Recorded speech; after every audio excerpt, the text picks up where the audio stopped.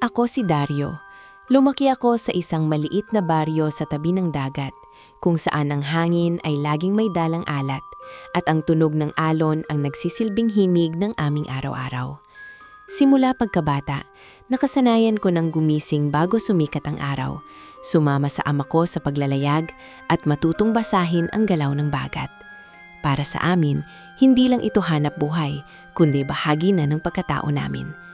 Ngunit kahit kaano pa kabisado ang dagat, may mga araw na hindi mo talaga siya maintindihan at iyon ang araw na hindi ko malilimutan. Maaga akong nagising noon, mas maaga pa sa karaniwan. Hindi ko alam kung bakit, pero parang may gumigising sa akin mula sa loob. Tahimik ang paligid at kahit ang hangin ay tila mabigat. Lumabas ako ng bahay at tumingin sa malawak na dagat. Wala namang kakaiba sa itsura nito. Payapa at parang inaanyayahan kang lumapit. Pero may kung anong pakiramdam sa dibdib ko na hindi ko maipaliwanag. Parang may babala na hindi ko maintindihan. Nang umalis ako, sinabihan ako ng ina ko na mag-ingat. Karaniwan na iyon, pero sa tono niya parang may halong pag-aalala na mas mabigat kaysa dati. Ngumiti na lang ako at sinabing babalik ako agad. Hindi ko sinabi sa kanya ang nararamdaman ko dahil ayokong mag-alala pa siya. Sanay na rin naman ako sa ganitong pakiramdam. Iniisip ko na baka pagod lang o iniisip ko lang ang mga bagay na hindi naman totoo. Pagdating ko sa dalampasigan, tahimik ang mga kasama kong mangingisda. Wala masyadong usapan, parang lahat kami ay may iniisip. Sumakay ako sa maliit kong bangka at nagsimulang pumalaot. Habang lumalayo ako sa pampang, unti-unting nagbabago ang pakiramdam ko. Mas lumalalim ang katahimikan at kahit ang tunog ng sagwan ko ay parang lumulubog sa hangin. Nang makarating ako sa mas malalim na bahagi ng dagat, doon ko naramdaman ang kakaiba. Biglang humangin ng malakas kahit kanina ay halos wala namang galaw ang hangin. Tumingin ako sa langit at nakita kong unti-unti itong nagdidilim. Wala namang balita ng bagyo pero tila may paparating na hindi ko inaasahan. Sinubukan kong bumalik agad pero huli na. Lumakas ang alon na parang galit na galit ang dagat. Ang maliit kong bangka ay nagsimulang umuga ng malakas. Pilit kong hinahawakan ng sagwan habang sinusubukang ituwid ang direksyon ko pero parang may puwersang humihila sa akin papalayo. Ramdam ko ang lamig ng tubig na tumatalsik sa aking mukha at ang bigat ng hangin na halos hindi ko malabanan. Habang tumatagal, lalo akong nawawala ng kontrol. Ang bangka ko ay parang laruan na lang sa gitna ng malalakas na alon. Sa isang malakas na hampas ng tubig, tuluyan itong tumaob. Hindi ko na napigilan ang sarili ko. Bumagsak ako sa malamig na dagat at agad akong nilamon ng tubig. Sinubukan kong lumangoy pa itaas pero parang may humihila sa akin pababa. Ang bawat galaw ko ay lalong nagpapabigat sa katawan ko. Naramdaman ko ang hapdi sa dibdib ko habang unti-unting nauubos ang hangin sa baga ko. Nagpumiglas ako, pilit na inaabot ang liwanag sa ibabaw, pero palayo ito ng palayo. Sa mga huling sandali, naramdaman ko ang kakaibang katahimikan. Parang tumigil ang lahat. Wala nang tunog ng alon, wala nang hangin, tanging ang malamig na yakap ng tubig ang bumabalot sa akin. Nawala ang lakas ng mga braso ko at hinayaan ko na lang ang sarili kong lumubog. Habang unti-unting dumidilim ang paningin ko, may isang bagay akong napansin. Sa gitna ng kadiliman, may liwanag na papalapit. Hindi ko alam kung guni-guni ko lang yon o totoo. Parang may anyong gumagalaw sa tubig papalapit sa akin. Hindi ko na maaninag ng malinaw pero alam kong hindi iyon karaniwang nilalang. Sa huling segundo bago tuluyan akong mawala ng malay, naramdaman ko na parang may humawak sa akin. Malamig pero hindi nakakatakot. Isang haplos na tila nagsasabing hindi pa dito nagtatapos ang lahat. At doon tuluyan ang nagdilim ang paningin ko habang hinahatak ako ng kung sino man o kung ano man papalayo sa ilalim ng dagat. Unti-unti akong nakamalay, pero hindi ko agad naunawaan kung nasaan ako. Ang una kong naramdaman ay ang bigat ng katawan ko. Parang may kung anong humihila pababa kahit nakahiga lang ako. May tunog ng alon na dahan-dahang humahampas sa bato. Hindi malakas, kundi parang may ritmo na nagpapakalma sa paligid. Dahan-dahan kong iminulat ang mga mata ko at sa unang pagkakataon, nasilaw ako sa liwanag na hindi ko maipaliwanag. Hindi ito tulad ng araw, hindi rin tulad ng ilaw na galing sa apoy. Parang may sariling buhay ang liwanag na iyon, kumikislap at sumasabay sa galaw ng tubig. Napansin ko na nakahiga ako sa isang patag na bato. Basang-basa ang damit ko at ang katawan ko ay tila kakagaling lang sa matinding pagod. Sinubukan kong gumalaw pero agad akong napangiwi sa sakit ng mga kalamnan ko. Sa gilid ng paningin ko, may gumagalaw. Isang anino na dahan-dahang lumapit sa akin. Napapikit ako saglit, iniisip kung guni-guni ko lang ba ang lahat. Pero nang muli kong imulat ang mga mata ko, mas malinaw ko na siyang nakita. Isang babae ang nakatingin sa akin. Hindi ko maipaliwanag kung gaano siya kaganda, pero hindi iyon ang unang tumatak sa akin. Ang mas kapansin-pansin ay ang kakaiba niyang anyo. Mahaba ang buhok niya, basa at tila kumikislap sa bawat galaw. Ang balat niya ay parang may liwanag na nagmumula mismo sa loob. Ang mga mata niya ay hindi tulad ng sa karaniwang tao. Mas malalim, mas malamlam at parang may lihim na hindi mo agad mauunawaan. Hindi ako agad nakapagsalita. Parang nawalan ako ng kakayahan na bumuo ng salita. Nakatingin lang ako sa kanya, sinusubukang unawain kung ano ang nakikita ko. Pero lalo lang akong nagulat nang mapansin ko ang bahagi ng katawan niya na hindi ko inaasahan. Sa ibaba ng bayong niya, wala siyang mga paa. Sa halip, isang makintab na buntot ng isda ang dahan-dahang gumagalaw, sumasabay sa alon na pumapalipot sa amin. Doon ko naramdaman ang kakaibang takot na hindi ko pa naranasan. Hindi ito simpleng takot sa panganib, kundi takot sa hindi ko maintindihan. Gusto kong umatras, pero hindi ko magawa. Ang katawan ko ay tila nakapako sa kinahihigaan ko. Napansin niya ang reaksyon ko at sa halip na lumayo, mas lalo pa siyang lumapit. Mortal, mahina niyang sabi, pero malinaw na malinaw sa pandinig ko. Hindi ko alam kung paano, pero parang dumiretso sa isip ko ang boses niya. Hindi ito katulad ng karaniwang pakikipag-usap. Parang hindi niya kailangan ng hangin para marinig ko siya. Sinubukan kong magsalita, pero paos ang boses ko. Nasaan ako? Iyon lang ang lumabas sa bibig ko. Kahit ako, nagulat sa sarili kong tinig na tila nang galing sa malalim na balon. Hindi siya agad sumagot. Tinitigan niya lang ako, parang pinag-aaralan ng bawat galaw ko. May kung anong lungkot sa mga mata niya na hindi ko maipaliwanag. Pagkatapos ng ilang segundo, saka siya nagsalita ulit. Nasa pagitan ka ng mundo ninyo at ng amin, sagot niya, kalmado at walang bahid ng pag-aalinlangan. Kung hindi kita iniligtas, hindi ka na magigising pa. Napapikit ako saglit, pinipilit iproseso ang mga sinabi niya. Unti-unting bumalik sa isip ko ang nangyari. Ang malalakas na alon, ang pagtaob ng bangka, ang lamig ng tubig na yumakap sa akin, ang pakiramdam ng pagkalunod. Bigla akong napaupo. Kahit masakit ang katawan ko. Ako, nalunod. Mahina akong sabi. Tila kinukonfirma ko lang sa sarili ko ang nangyari. Tumango siya, bahagya lang. Oo, at dapat natapos na doon ang buhay mo. Napatigil ako sa sinabi niya. Hindi ko alam kung paano ako magre-react. Pasasalamat ba ang dapat kong maramdaman o takot? Dahil kung totoo ang sinasabi niya, ibig sabihin, wala na ako dapat dito. Bakit mo ako iniligtas? Tanong ko, diretsyong tumingin sa kanya. Hindi ko alam kung saan nanggaling ang lakas ng loob ko na magtanong, pero kailangan kong malaman. Sandali siyang natahimik. Umalingawang-awang tunog ng alon habang nakatingin siya sa malayo, parang may inaalala. Pagkatapos, muli siyang bumaling sa akin. Hindi ko rin alam. Sagot niya, sa unang pagkakataon ay may bahagyang pag-aalinlangan sa boses niya. May kakaiba akong naramdaman nung nakita kita sa ilalim. Isang bagay na hindi ko pa naramdaman sa kahit sinong mortal. Hindi ko agad naintindihan ang ibig niyang sabihin, pero ramdam ko na totoo ang sinasabi niya. Walang bahid ng kasinungalingan ng mga mata niya. Napatingin ako sa paligid. Dagat pa rin ang nasa paligid namin, pero hindi ito ang karaniwang dagat na nakikita ko. Mas malinaw ang tubig, mas tahimik, at parang may sariling buhay ang bawat alon. Sa malayo, may mga kumikislap na tila gumagalaw sa ilalim ng tubig. Bumalik ang tingin ko sa kanya. Ano ka? Tanong ko, kahit alam ko na ang sagot. Hindi siya nagulat sa tanong ko. Sa halip, bahagya siyang ngumiti, pero hindi iyon masaya. Parang may halong lungkot. Ako ang tinatawag ninyong sirena, sagot niya, at hindi ka dapat nandito. Sa sandaling iyon, lalo kong naramdaman ang bigat ng sitwasyon ko. Hindi lang ako naligtas. Napunta ako sa isang mundo na hindi para sa akin. At sa harap ko, ang nilalang na minsan ko lang narinig sa mga kwento. Ngayon ay siyang dahilan kung bakit ako humihinga pa. Pero habang tinititigan ko siya, napansin ko ang isang bagay. Sa kabila ng pagiging kakaiba niya, hindi ko maramdaman ang intensyon niyang saktan ako. Sa halip, may kung anong puwersa na tila humihila sa akin na magtiwala sa kanya, kahit hindi ko palubos na naiintindihan kung bakit. At doon, nagsimula ang lahat. Matagal kaming nagkatitigan ni Nerissa matapos niyang sabihin kung ano siya.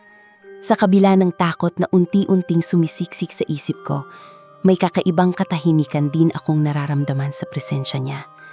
Parang may bahagi ng sarili ko na nagsasabing hindi ako dapat mangamba, kahit malinaw na wala akong ideya kung nasaan talaga ako at kung ano ang maaaring mangyari sa akin. Huminga ako ng malalim at doon ko napansin ang isang bagay na mas lalong nagpalito sa akin. Hindi ako hinihingal.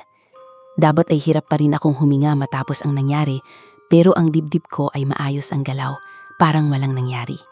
Kahit ang hangin na pumapasok sa baga ko ay tila mas magaan kaysa dati. Napatingin ako sa paligid, sa tubig na ilang hakbang lang ang layo sa akin at sa kakaibang liwanag na sumasalamin dito. Doon ko naisip ang isang bagay na hindi ko agad napansin kanina. Bakit parang hindi ako nahihirapan?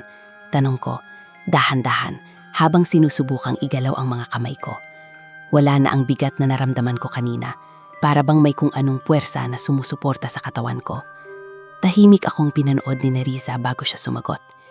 Hindi ka dapat makahinga ng ganyan, sabi niya. Pero pansamantala, binigyan kita ng kakayahang mabuhay sa pagitan ng tubig at hangin. Hindi ko agad naintindihan ang ibig niyang sabihin, pero ramdam ko na totoo iyon. Sinubukan kong tumayo kahit medyo nanginginig pa ang mga tuhod ko. Nang tuluyan akong makatayo, napansin kong kahit basa ang katawan ko, hindi ako ginikinaw. Hindi rin ako nabibigatan sa damit kong basa pa rin. Parang may manipis na balot na hindi ko nakikita, pero malinaw kong nararamdaman.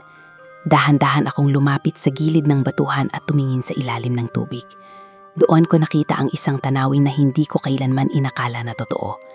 Sa ilalim ng malinaw na tubig, may mga anyong kumikislap na gumagalaw. Hindi lang ito mga isda na nakasanayan kong makita. May mga nilalang na tila may sariling liwanag, may mga halamang na parang humihinga, at may mga anyong hindi ko maipaliwanag kung ano. Napalunok ako. Ito ba ang mundo ninyo?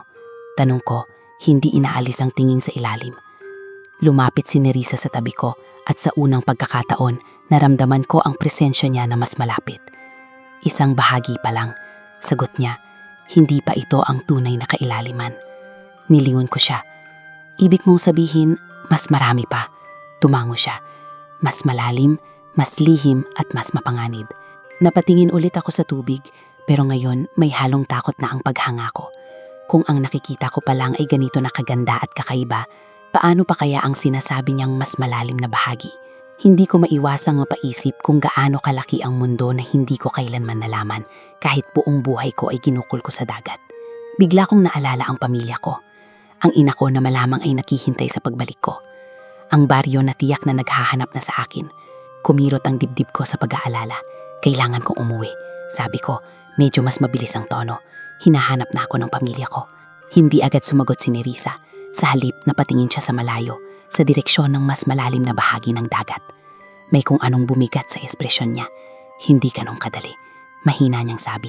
Napatigil ako. Anong ibig mong sabihin? Bumalik siya sa akin. At sa pagkakataong iyon, mas malinaw ko nakita ang lungkot sa mga mata niya. Ang isang mortal na nakita sa mundong ito, hindi basta-basta pinapayagang bumalik. Parang may malamig na hangin na dumaan sa likod ko. Ano? Halos pabulong kong sabi, pero hindi naman ako kusang pumunta dito. Iniligtas mo ako. Alam ko, sagot niya. At iyon ang dahilan kung bakit iba ang sitwasyon mo. Pero hindi lahat ay maiintindihan iyon. Natahimik ako. Hindi ko alam kung ano ang dapat kong maramdaman. Pasasalamat dahil buhay pa ako o takot dahil maaaring hindi na ako makabalik sa mundo ko. Napawawak ako sa ulo ko, pilit na inaayos ang magulong isip ko. Bakit mo pa ako iniligtas kung ganito rin pala? Tanong ko, hindi ko na napigilan ang sarili ko. Hindi galit ang boses ko, pero may halong bigat na hindi ko maitago. Sandaling napayo ko si Nerissa. Dahil hindi ko kayang hayaan kang mamatay, sagot niya. Direkso, walang pag-aalinlangan. Kahit alam kong may kapalit iyon, napatigil ako sa sinabi niya. Hindi ko inaasahan ang sagot na iyon. Hindi ko alam kung bakit, pero parang may kung anong gumalaw sa loob ko. Isang pakiramdam na hindi ko maipaliwanag. Muli akong napatingin sa ilalim ng tubig. Sa kabila ng lahat ng sinabi niya, hindi ko maitatanggi ang paghanga ko sa nakikita ko. Isang mundo na lihim sa amin, isang mundong puno ng hiwaga at panganib.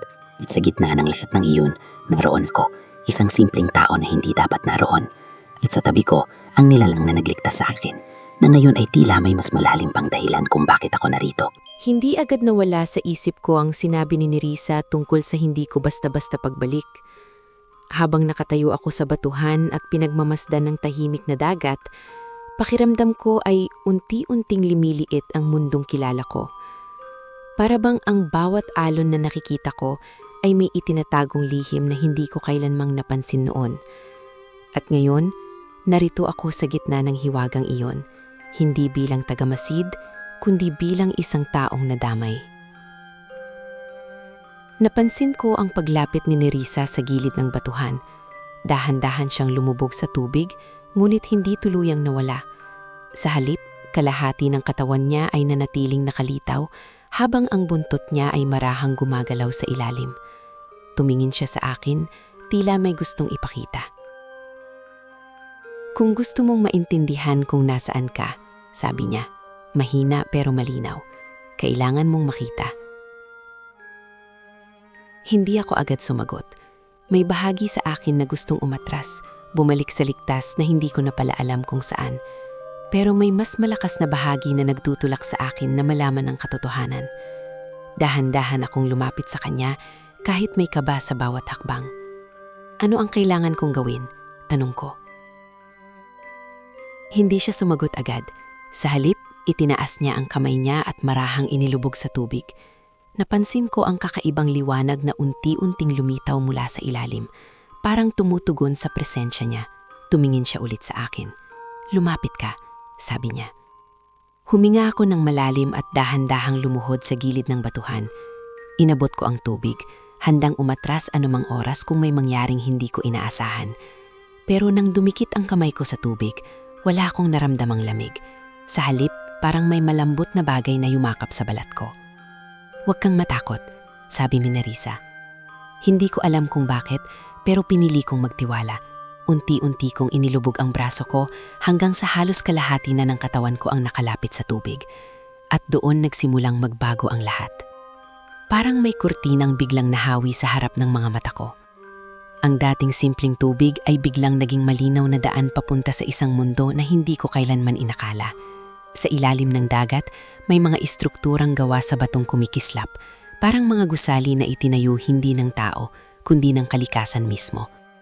Ang mga halamang dagat ay hindi lang basta gumagalaw, kundi tila may sariling ritmo, parang humihinga kasabay ng alon. May mga nilalang na dumaraan, hindi tulad ng mga isdang nakasanayan ko.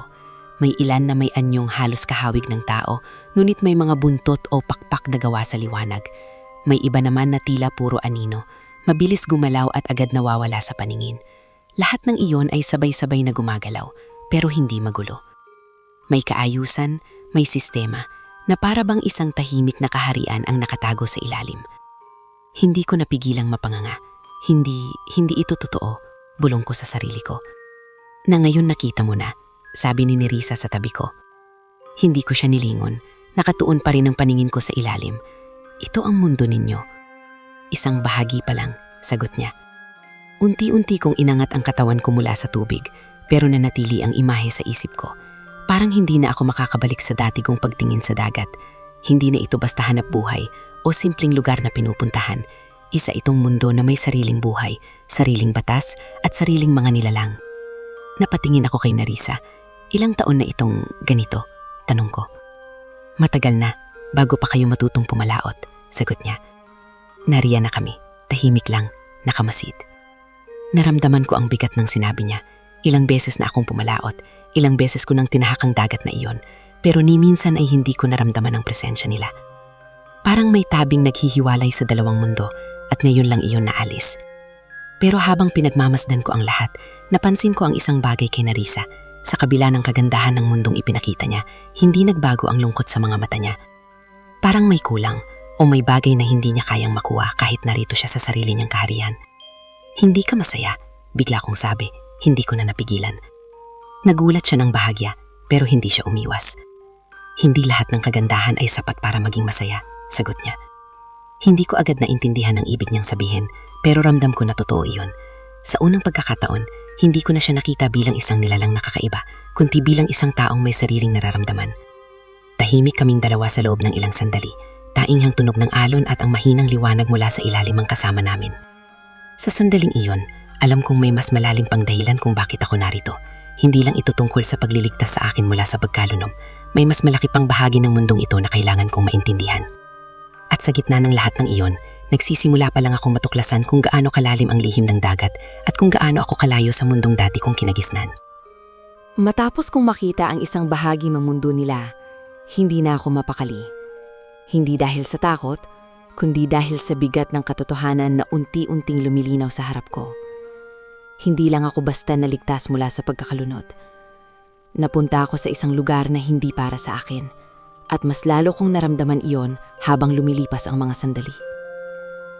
Umupo ako sa batuhan, nakatitik pa rin sa tubig, habang si Nerissa ay nananatiling tahimik sa tabi ko. May kung anong nagbago sa pagitan namin. Hindi na lang siya isang nilalang nakakaiba sa paningin ko. May kung anong koneksyon na nabubuo kahit hindi ko pa ito lubos na nauunawaan. Pero sa likod ng lahat ng iyon, naroon pa rin ang tanong na hindi ko matakasan. Kailan ako makakabalik? Tanong ko, dahan-dahan pero direkta. Napansin ko ang bahagyang pag-iktim ng ekspresyon ni Nerissa. Hindi siya agad sumagot. Sa halip tumingin siya sa malalim na bahagi ng dagat, para bang may iniisip na mabigat. Dario, unang beses niyang binanggit ang pangalan ko at hindi ko alam kung paano niya iyon nalaman, pero hindi na ako nagtaka. Sa puntong iyon, pakiramdam ko ay wala ng imposible. Hindi ganoon kasimple ang pagbabalik. Napabuntong hininga ako. Kanina mo pa sinasabi yan, pero ano ba talaga ang ibig sabihin noon? Doon siya bumaling sa akin, at sa pagkakataong iyon mas seryoso ang mga mata niya. May batas ang mundo namin, paliwanag niya. Ang sinumang mortal na makakita sa kailaliman, hindi pinapayagang bumalik ng basta-basta. Parang may malamig na tubig na ibinuhos sa akin. Hindi pinapayagan, ulit ko. Hindi makapaniwala. Ibig mong sabihin, hindi na ako pwedeng umuwi. Hindi siya sumagot agad, at sa katahimikan na iyon, doon ko nakuha ang sagot. Napahawak ako sa ulo ko. Pilit pinipigilan ang sarili ko na mataranta. Hindi pwede yan, hindi pwede. May pamilya ako, hinahanap na nila ako, hindi ako pwedeng mawala na lang ng ganito. Narinig ko ang mahinang buntong hininga ni Nerissa. Alam ko, sabi niya, at iyon ang dahilan kung bakit ako nagdadalawang isip. Tumingin ako sa kanya, may halong pag-asa. Ibig mong sabihin, may paraan? Sandali siyang natahimik bago tumanggo ng bahagya. May paraan, pero hindi ito madali at hindi rin ligtas. Hindi na ako nag-atubili. Kahit ano, gagawin ko, kailangan kong makabalik. Napansin ko ang pag-aalinlangan sa mga mata niya. Kung ibabalik kita, kailangan mong kalimutan ang lahat ng nakita mo, sabi niya. At kung sakaling malaman ng iba ang ginawa ko, ako ang mananagot. Napatigil ako. Hindi ko agad naintindihan ang bigat ng sinabi niya. Mananagot, sa paanong paraan? Hindi siya sumagot agad. Pero sa itsura pa lang niya, alam kong hindi iyon simpleng kaparusahan. Bakit mo ginagawa ito? Tanong ko. Mas mahinahon na ngayon ang boses ko. Pwede mo naman akong pabayaan na lang. Tumingin siya sa akin, direkta, walang pag-iwas. Dahil pinili kitang iligtas, sagot niya, at hindi ko kayang tapusin iyon sa gitna. Hindi ko alam kung ano ang sasabihin ko. Hindi ko inaasahan na may isang nilalang na hindi ko kilala mula sa mundong hindi ko naiintindihan ang handang isugal ang sarili niya para sa akin. Tahimik kaming dalawa sa loob ng ilang sandali. Tanging ang alon ang gumagalaw sa paligid namin, para bang walang pakialam sa nangyayari. Kung manatili ako dito, bigla kong sabi, kahit hindi ko alam kung saan nanggaling ang tanong, ano ang mangyayari. Napatingin siya sa akin, parang nagulat sa sinabi ko. Kung pipiliin mong manatili, magiging bahagi ka ng mundong ito. Hindi ka na makakabalik sa ibabaw. Hindi mo na makikita ang pamilya mo, ang baryo mo, ang buhay mo bilang tao. Napapikit ako. Ramdam ko ang bigat ng dalawang pagpipilian. Bumalik sa mundo ko, pero may kapalit, o manatili dito, sa isang mundong hindi ko lubos na kilala, pero may isang nilalang na handang samahan ako. Pero alam ko na ang sagot ko bago pa man ako magtanong. Kailangan kong umuwi. Sabi ko, mahina pero buo. Tumanggo si Nerissa, tila tanggap na ang desisyon ko. Kung ganoon, kailangan nating magmadali. Napakunot noo ako. Bakit? Bago pa siya makasagot, may narinig kaming kakaibang tunuro mula sa malalim na bahagi ng dagat. Hindi ito tulad ng alon o hangin. Mas mabigat, mas mabagal, at parang may dalang babala. Biglang nagbago ang ekspresyon ni Nerissa. Sa unang pagkakataon, nakita ko ang takot sa mga mata niya. Huli na, bulong niya. Napatingin ako sa kanya, naguguluhan. Ano ang ibig mong sabihin? May nakapansin na sa presensya mo. Sabi niya, mas mabilis na ang tono ngayon. At kapag nalaman nilang nandito ka, hindi na kita maproprotektahan. Naramdaman ko ang kaba na unti-unting kumalat sa buong katawan ko. Ang mundong kanina ay tila tahimik at maganda. Ngayon ay biglang ibing mapanganib. At sa sandaling iyon, naintindihan ko na ang sinabi niya kanina. Hindi pala ang pagbabalik ang pinakamahirap, kundi ang pagtakas mula sa mundong hindi ako dapat napunta. Hindi na ako nakapagsalita matapos kong makita ang takot sa mga mata ni Nerissa. Kanina, siya ang tila kontrolado ang lahat. Pero ngayon, parang may mas malaki pang puwersa na hindi niya kayang labanan ng mag-isa. Lalong lumakas ang kaba ko. Hindi lang para sa sarili ko, kundi para rin sa kanya. Hindi ko inaasahan na sa maikling panahon na magkasama kami, ganito na ang mararamdaman ko. Anong gagawin natin? Tanong ko. Pilit pinapakalma ang boses ko kahit ramdam kong bumibilis ang tibok ng puso ko. Hindi siya agad sumagot. Tumingin siya sa malalim na bahagi ng dagat. Para bang sinusubukang tukuyin kung saan nanggagaling ang presensya na iyon. Pagkatapos, dahan-dahan siyang lumapit sa akin. Mas malapit kaysa dati. Kailangan mong manatiling tahimik, sabi niya. Huwag kang gagalaw kung hindi ko sasabihin. Tumango ako agad, kahit hindi ko lubos na naiintindihan ang sitwasyon. Sa sandaling iyon, wala na akong ibang mapagkakatiwalaan kundi siya. Umupo ako sa batuhan habang si Nerissa ay dahan-dahang lumubog sa tubig hanggang sa kalahati na lang ng katawan niya ang nakalitaw. Hindi ko alam kung bakit, pero pakiramdam ko ay mas ligtas ako kapag malapit siya. Kahit siya mismo ang nagsabing hindi niya ako mapuprotektahan kung sakaling tuluyan akong matuklasan. Muling narinig ang kakaibang tunog na iyon. Ngayon, mas malinaw na. Parang mabagal na paggalaw ng isang napakalaking bagay sa ilalim ng tubig. Hindi ito basta isda o alon. May bigat ang bawat galaw. Parang may nilalang na matagal nang natutulog at ngayon ay nagising. Napahawak ako sa gilid ng bato. Hindi ko mapigilan ang panginginig ng mga kamay ko. Ano iyon? Bulong ko. Kahit alam kong sinabi niyang manatili akong tahimik. Mga tagabantay, sagot niya. Mahina pero puno ng pag-aalala. Sila ang nagbabantay sa hangganan ng mundo namin. Lalong bumigat ang pakiramdam ko. At hinahanap nila ako. Hindi siya sumagot agad, pero sapat na ang katahimikan niya para maintindihan ko ang sagot. Doon ko naramdaman kung gaano kaseryoso ang sitwasyon. Hindi lang pala ako basta naligaw. Isa akong paglabag sa batas ng mundong ito. Habang patuloy ang paggalaw ng kung anong nilalang sa ilalim, napansin kong unti-unting nagbabago ang tubig sa paligid. Ang kaninang malinaw na tubig ay tila nagiging mas madilim, parang may anino na dahan-dahan kumakalat. Kahit ang mga kumikislap na nilalang na nakita ko kanina ay tila nagsitago. Lumapit si Nerissa sa akin. Halos abot na ng kamay ko ang balikat niya. Makinig ka, sabi niya. Mas mahina pa malyo ng boses niya. Kung may mangyari, huwag kang lalaban. Huwag kang gagalaw. Ako ang kakausap. Napatingin ako sa kanya. Pero paano kung magtiwala ka sa akin? Putol niya. Diretso ang tingin sa mga mata ko.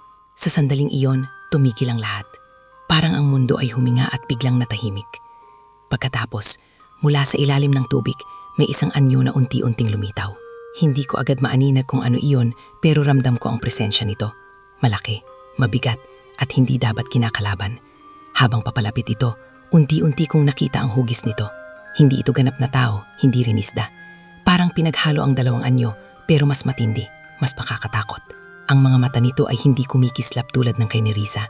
Mas malamig, mas matalim, at tila kayang tumagos sa pagkatao ko. Tumigil ito ilang metro mula sa amin, sapat para maramdaman ko ang presensya nito ng buo. Naramdaman kong parang nawalan ako ng lakas kong alaw. Hindi dahil sa pisikal na puwersa, kundi dahil sa takot na hindi ko pa nararanasan kailanman. May mortal. Malalim nitong sabi. At tulad ng kay Nerissa, parang sa isip ko iyon narinig. Hindi ako gumalaw. Hindi ako nagsalita. Dahan-dahang lumango si Nerissa papunta sa pagitan namin, parang hinaharangan ako. Ako ang may pananagutan, sabi niya. Kalmado pero ramdam ko ang tensyon sa boses niya. Alam mo ang batas, sagot ng nilalang. Alam ko, sagot niya. At ako ang magdadala ng kahihinatnan. Tahimik ang paligid matapos iyon. Hindi ko alam kung ano ang susunod na mangyayari. Pero ramdam ko ang bigat ng bawat salita na binibitawan nila. Doon ko napagtanto ang isang bagay. Hindi lang ako ang nasa panganib, si Nerissa rin.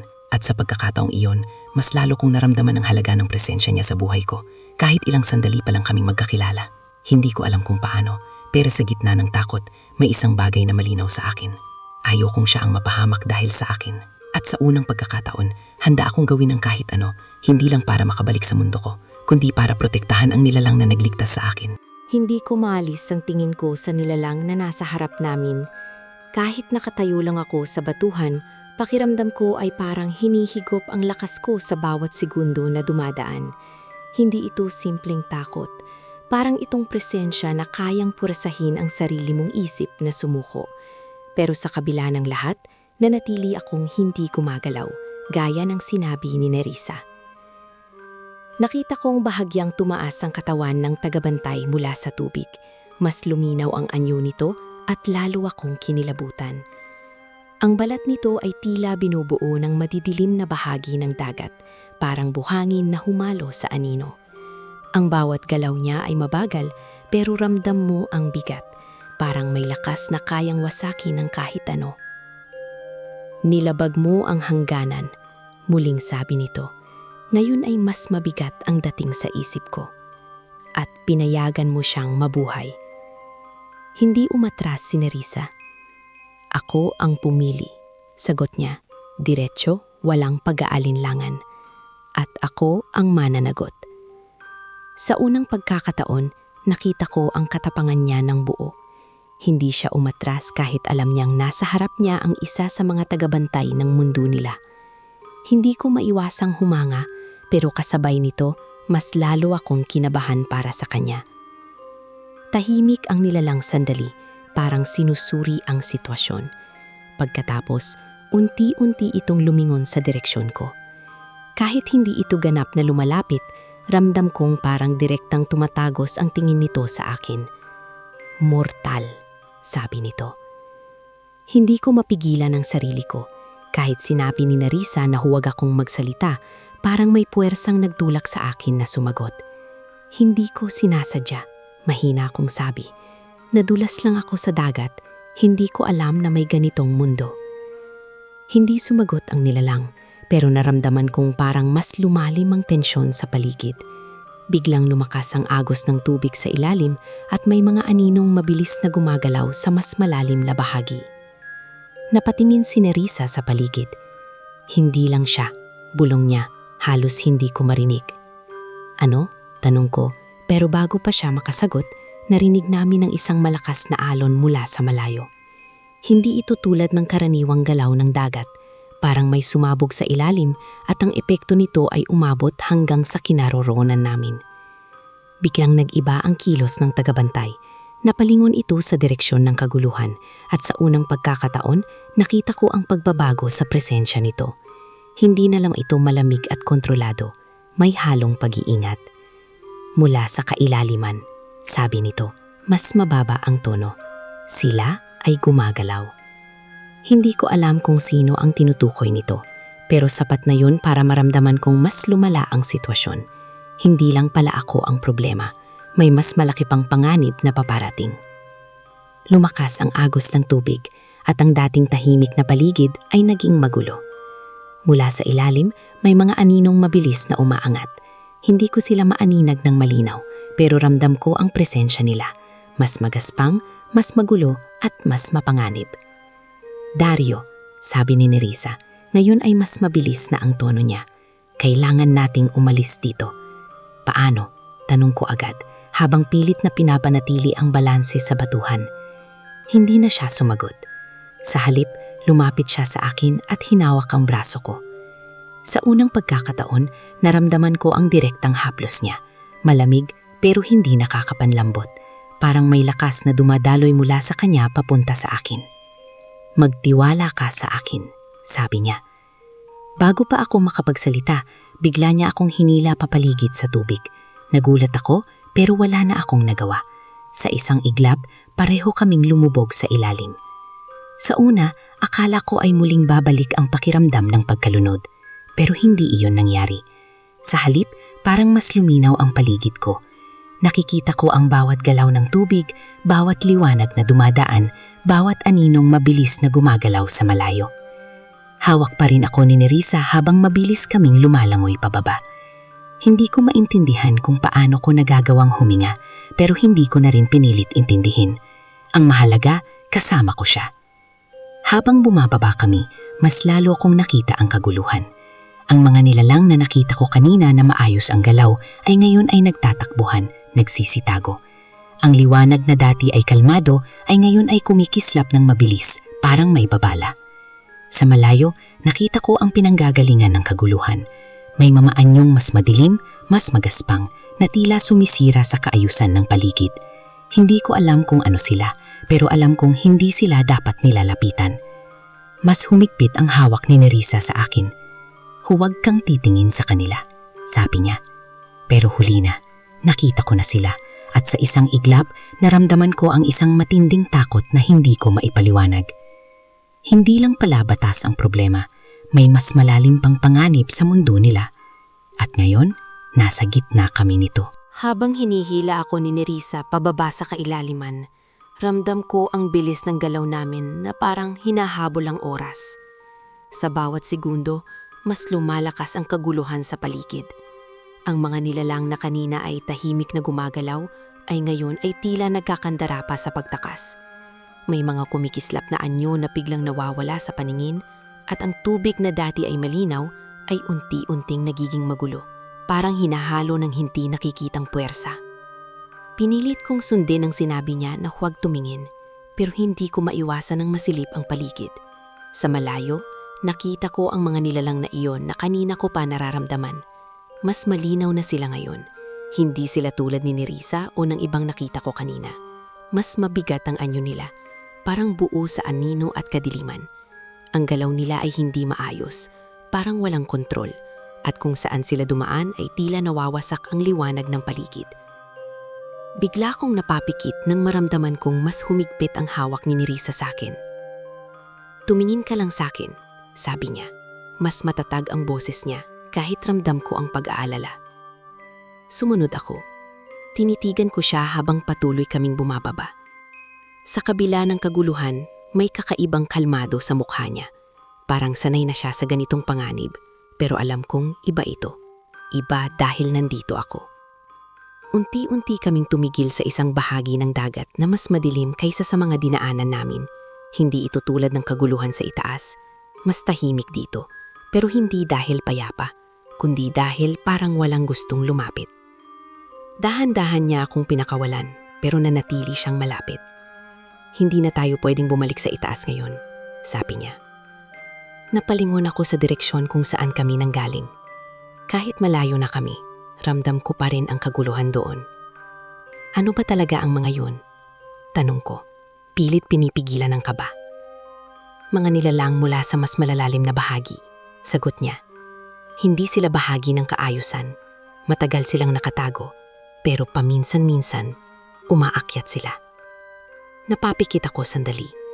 At dahil nandito ako, hindi ikaw ang dahilan, putol niya agad. Pero ang presensya mo, maaaring nakapagbilis ng pagkagulo. Hindi ko alam kung anong mararamdaman ko. Kahit hindi ako ang sanhi, pakiramdam ko ay may bahagi ako sa nangyayari. At mas lalong bumigat iyon nang mapansin kong kahit siya ay hindi nagaon kakalma. Dario, bigla niyang sabi, mas mahinahon na ang tono ngayon. Makinig ka sa akin ng mabuti. Tumingin ako sa kanya, hinihintay ang sasabihin niya. Kailangan na kitang ibalik. Parang may kumurot sa dibdib ko. Kahit alam kong iyon ang gusto ko kanina pa, iba ang pakiramdam na yung naririnig ko na ito sa ganitong sitwasyon. Ngayon, tanong ko. Tumango siya. Habang abala pa sila, ito ang tanging pagkakataon. Napatingin ako sa paligid. Madilim, tahimik, at tila may nagbabantay kahit hindi ko nakikita. At ikaw? Hindi siya agad sumagot. Sandayi siyang napatingin sa malayo bago bumalik ang tingin sa akin. Mananatili ako. Parang may bumigat sa loob ko. Hindi pwede kung may panganib. Dito ang lugar ko, sagot niya. Diretso, at mas kaya kong harapin ang mga ito kaysa sayo. Hindi ako nakasagot agad. Alam kong totoo ang sinasabi niya. Wala akong laban sa mundong ito, kahit ang simpleng paghinga ko dito ay dahil lang sa kanya. Pero hindi pa rin mawala sa akin ang pakiramdam na may iniiwan ako, hindi lang isang lugar, kundi isang tao. Lumapit siya sa akin, Mas malapit kaysa dati. Kailangan mong kalimutan ang lahat ng ito. Sabi niya, mas mahina ang boses ngayon kung gusto mong makabalik ng ligtas. Hindi ko kaya, agad kong sagot. Hindi ko alam kung saan nanggaling ang tapang na iyon, pero totoo iyon, hindi ko makakalimutan. Sandali siyang natahimik. Sa unang pagkakataon, nakita ko ang emosyon sa mukha niya na hindi ko pa nakita dati. Hindi na lang lungkot, kundi may halong panghihinayang. Hindi mo kailangang alalahanin, sabi niya, pero hindi na gaon katatag ang boses niya. Basta makabalik ka. Iling ako, hindi lang iyon ang mahalaga. Hindi na siya sumagot. Sa halip, dahan-dahan niyang inabot ang noo ko. Nang maramdaman ko ang daliri niya sa balat ko, may kakaibang init na kumalat sa buong katawan ko. Hindi masakit, pero may bigat, parang may unti-unting inaalis. Patawad, bulong niya. Gusto kong magsalita, gusto kong pigilan siya, pero unti-unting naging mabigat ang paningin ko. Ang mga ilaw sa paligid ay nagsimulang maghalo at ang tunog ng tubig ay tila lumalayo.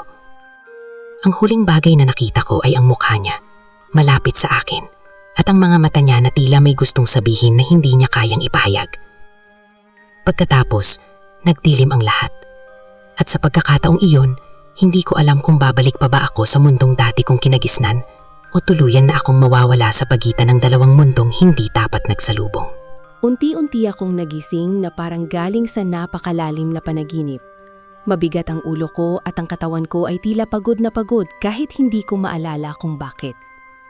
Ang unang narinig ko ay ang boses ng mga tao, magkakahalo, puno ng pag-aalala at gulat. May humahawak sa balikat ko, may tumatawag sa pangalan ko. Dario! Dario, gising! Pamilyar na boses iyon ng kapitbahay namin. Dahalaan ko iminulat ang mga mata ko at nasilaw ako sa liwanag ng araw. Naramdaman ko ang init ng buhangin sa ilalim ng katawan ko at ang bahagyang hapdi ng asin sa balat ko. Nakahiga ako sa dalampasigan, basang-basa at napapalibutan ng mga tao mula sa baryo. Buhay siya! Sigaw ng isa at narinig ko ang sabay-sabay nilang paghinga na tila nakahinga ng maluwag. Napaupo ako ng dahan-dahan kahit umiikot pa ang paningin ko. Nakita ko ang mukha ng ina ko, luhaan, agad akong niyakap ng mahigpit. Akala ko wala ka na, umiiyak niyang sabi habang yakap-yakap ako. Hindi ako agad nakasagot, parang may nawawala sa isip ko. May pakiramdam na may mahalagang bagay akong hindi maalala. Pilit kong hinanap sa alaala ko kung ano ang nangyari, pero ang taning malinaw ay ang bagyo, ang pagtaob ng bangka at ang pakiramdam ng pagkalunod. Paano ako napunta dito? Tanong ko, mahina ang boses. 3 araw kang nawawala, sagot ng isa sa mga mangingisda. Hinahanap ka namin sa dagat. Akala namin, hindi ka na babalik. 3 araw. Parang may kumalabit sa isip ko. Hindi dapat ganun katagal. Para sa akin, parang ilang sandali lang ang lumipas. Pero habang iniisip ko iyon, parang may humahad lang sa alaala ko. May bahagi na hindi ko maabot kahit anong pilit ko. Napahawak ako sa ulo ko. May mga imahe na sumasagi pero hindi malinaw. Liwanag sa ilalim ng tubig, isang anyo, isang boses, pero sa tuwing susubukan kong alalahanin ng buo, bigla itong nawawala, parang usok na tinatanggay ng hangin. Dario, ayos ka lang ba? Tanong ng ina ko, halatang nag-aalala. Tumango ako kahit hindi sigurado. Oo, pagod lang siguro. Tinulungan nila akong makatayo at dinala ako pauwi. Habang naglalakad kami, hindi ko maiwasang lumingon sa dagat. Pareho pa rin ito tulad ng dati, malawak, tahimik at tila walang itinatagong lihim. Pero hindi ko maipaliwanag kung bakit. Pakiramdam ko ay hindi na ito ang parehong dagat na kilala ko. Sa mga susunod na araw, unti-unti akong bumalik sa normal na buhay. Bumalik ako sa pangingisda, sa pakikipag-usap sa mga kapitbahay, sa simpleng araw-araw na gawain. Pero kahit pilit kong ginagawa ang dati, may bahagi ng sarili ko na nagbago. Hindi na ako ganun kasigla pumalaot. Sa tuwing lalayo ako sa pampang, may kakaibang kaba na sumisiksik sa dibdib ko. Hindi ito takot sa bagyo o sa alon, iba ito. Parang may alaala na hindi ko maalala pero ramdam ko pa rin. Minsan, habang nasa gitna ako ng dagat, napapatingin ako sa tubig at pakiramdam ko ay may nakatingin din sa akin mula sa ilalim. Hindi ko makita pero nararamdaman ko. Isang gabi, habang nakaupo ako sa dalampasigan, pinagmamasdan ang tahimik na alon, muling bumalik ang pakiramdam na iyon. Tahimik ang paligid at tanging ang tunog ng dagat ang maririnig. Pero sa loob ko, parang may hinahanap ako. Pinikit ko ang mga mata ko, pilit inaalala kung ano ang nangyari sa mga araw na nawala ako. At sa unang pagkakataon, may isang imahe na bahagyang luminaw. Isang pares ng mata. Hindi ko maipaliwanag kung kanino iyon, pero alam kong mahalaga iyon. May lungkot sa mga mata na iyon, pero may kasama ring katahimikan. Napadilat ako agad, parang natakot sa sarili kong alaala. Ano ba to? Bulong ko. Hindi ko maalala ang buong pangyayari, pero alam kong may isang bagay na nangyari sa akin na hindi ko kayang ipaliwanag sa iba. Isang lihim na parang nakabaon sa loob ng isip ko.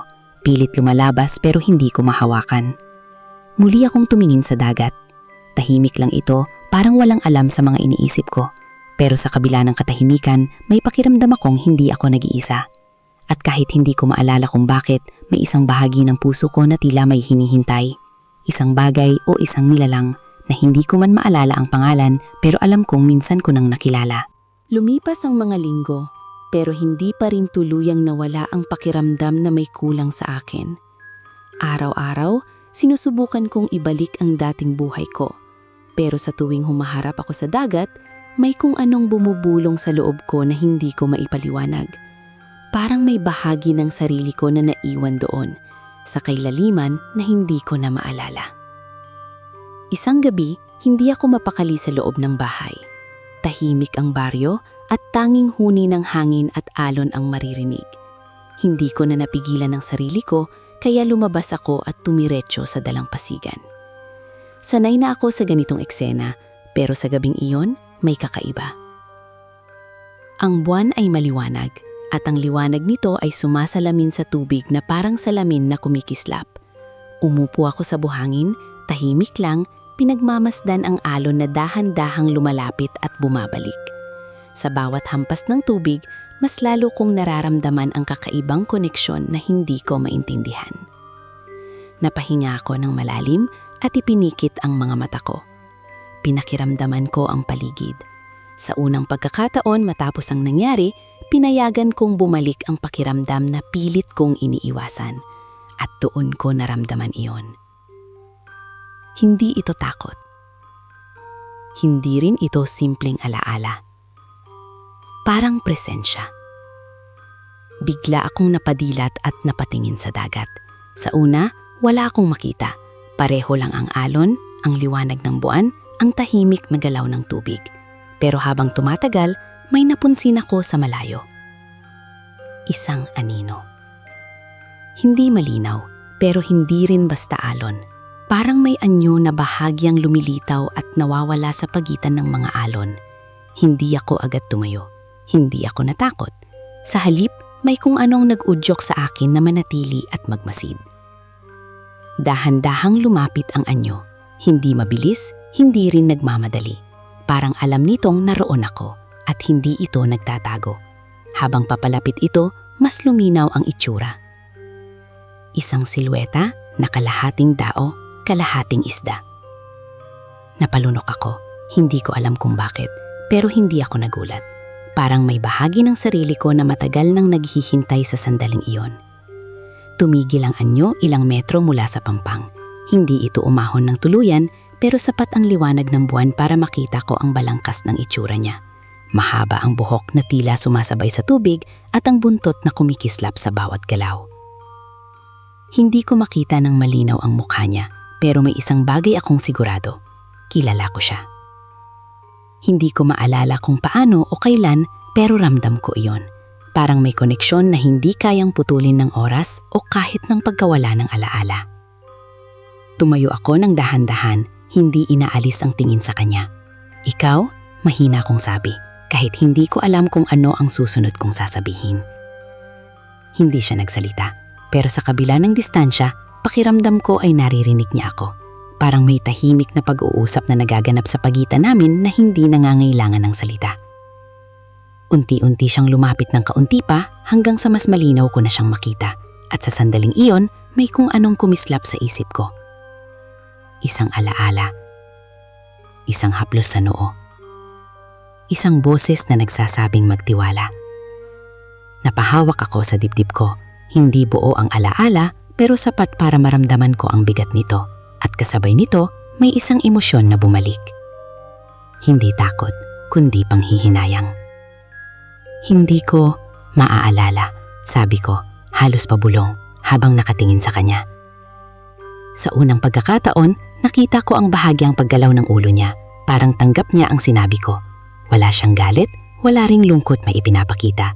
Parang inaasahan na niya iyon. Unti-unti siyang umatras, dahan-dahang lumulubog pabalik sa mas malalim na bahagi ng dagat. Hindi siya nagmadali, parang sinisigurado niyang nakikita ko ang bawat galaw niya. At habang papalayo siya, may kung anong pakiramdam ang kumapit sa akin.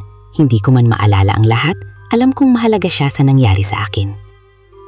Sandali, bigla kong sabi, kahit hindi ko alam kung ano ang gusto kong gawin. Pero hindi na siya tumigil. Sa huling sandali bago siya tuluyang mawala, may isang bagay akong nakita. Isang tingin na kahit sandali lang ay sapat para maintindihan ko. Hindi ako nag-iisa. At kahit hindi ko na maalala ang lahat, may isang nilalang sa kailaliman na minsang nagligtas sa akin at patuloy pa ring nagbabantay mula sa mundo na hindi ko na kayang balikan. Muli akong umupo sa buhangin, tahimik, pinagmamasdan ng dagat na tila bumalik sa dati nitong anyo. Pero alam ko na ngayon na hindi na ito basta dagat lang. Ito ay isang mundong may lihim na hindi lahat ay pwedeng malaman. At sa kaibuturan ng puso ko, kahit hindi malinaw ang alaala, may isang bagay akong natutunan. May mga bagay sa buhay na kahit mawala sa isip, mananatili sa damdamin. At minsan, sapat na iyon para malamang totoo ang lahat.